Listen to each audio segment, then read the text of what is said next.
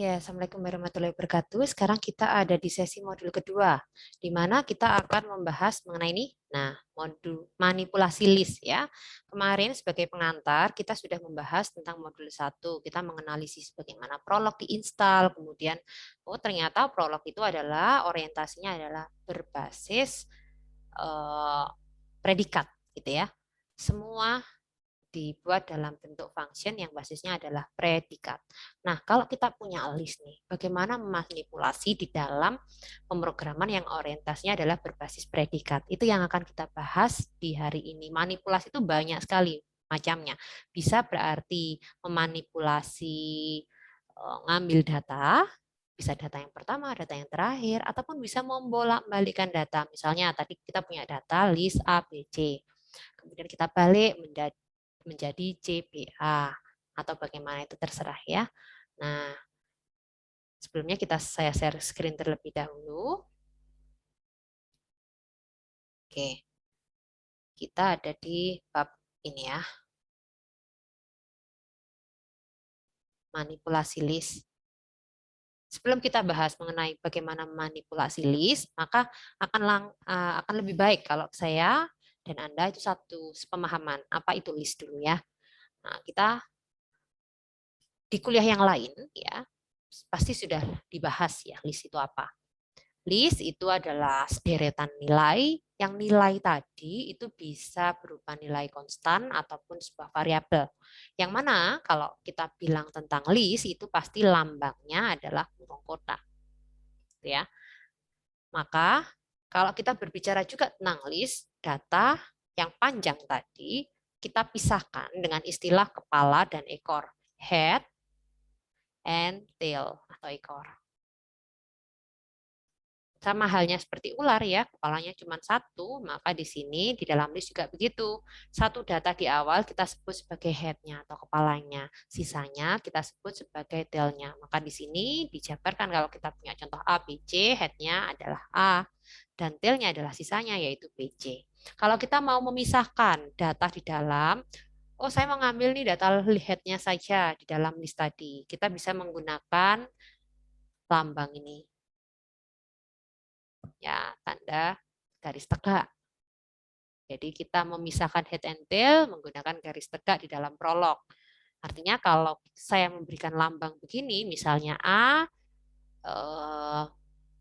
garis tegak, B, C, maka A ini saya set sebagai head dan BC ini pasti adalah tail-nya. List juga bisa punya elemen yang sama dengan elemen yang lain. Gitu. Maka di latihan yang pertama ini kita diajak untuk belajar bagaimana memanipulasi list dengan cara mengambil datanya dulu. Data yang diambil apa? Data yang terakhir. Oke, bentar saya. Sebelumnya,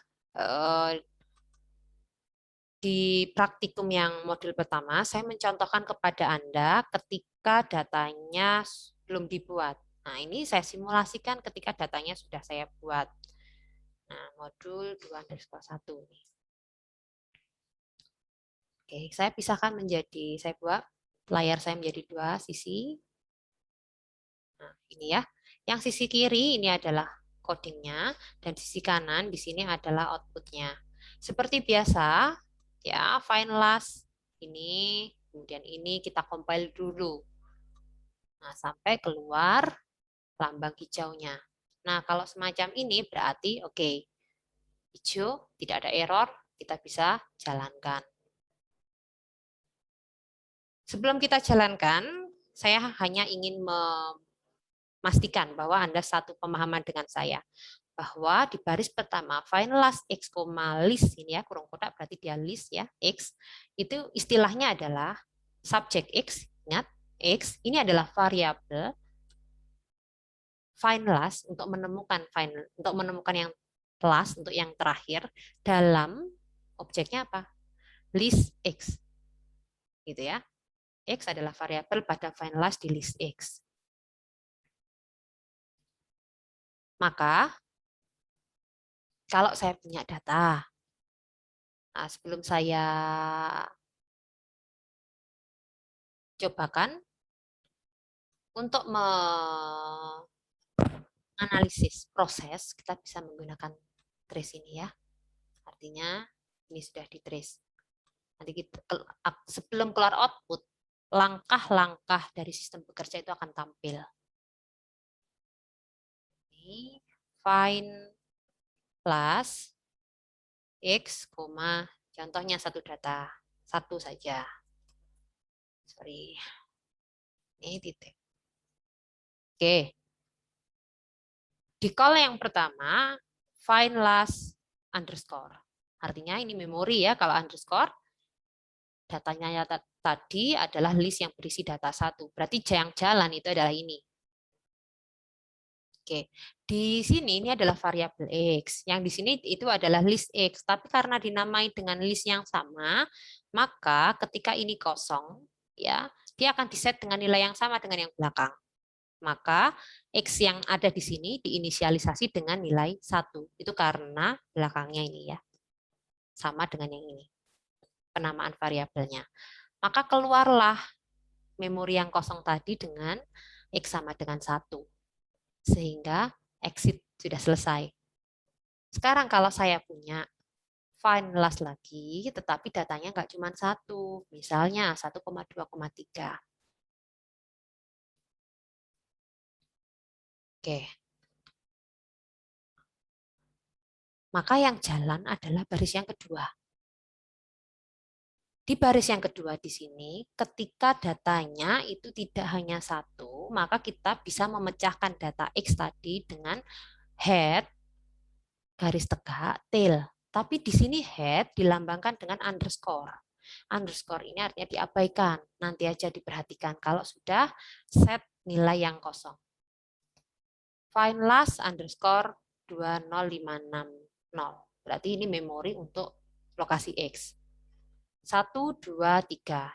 Ya, masih data panjang. Berarti kita pecah. 1 di sini adalah head, diabaikan, dan sisanya adalah 2,3. Find last X, T. Berarti nilai di sini ya, ini kan sama dengan yang di sini. Ya, berarti T-nya yang dibentuk sebagai list. Sehingga terbentuk menjadi 2,3. Terbentuk menjadi 2,3. Nah, ketemu ini. Masih data belum ketemu yang terakhir. Kita pecah lagi. Ini menjadi head, ini menjadi ini menjadi tail. Ya, 2 jadi head, 3 jadi tail. Kena ini lagi, kita abaikan lagi. Sisa tailnya saja, 3. Maka ini sudah sama dengan baris yang pertama. Maka kita sudah bisa memasukkan yang ini underscore 20560 ini. Karena ini sudah satu komponen. Maka di sini X yang ada di sini adalah 3. Karena kena baris yang pertama tadi. Di sini juga 3. Tapi definisi yang di sini kan masih berbeda dengan yang di sini. Sehingga kita exitkan atau kita kembalikan underscore-nya tadi supaya dia kembali menjadi X.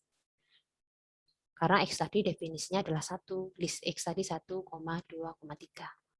Nah, kita gabungkan lagi dengan ini, jadi 23, kena head-nya tadi 2,3.